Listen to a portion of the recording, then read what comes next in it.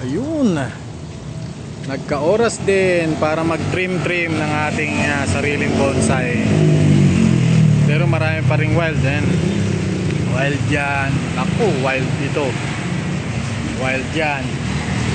Ngayon lang naman tumigil ang ulan. Ito, na-trim ko na rin. Si Sunshine. Yan. Ito, wild din. Yan. So, balik tayo rito. Ito lang natapos ko ngayong araw.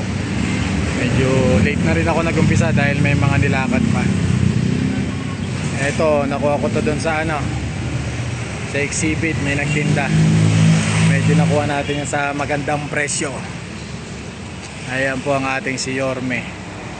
Medyo inihintay ko pa to itong parte na to. Pinapalago ko pa yan. Pero medyo kontento na ako dun sa mga bandang taas saka dito sa kaliwa na to. Ayun.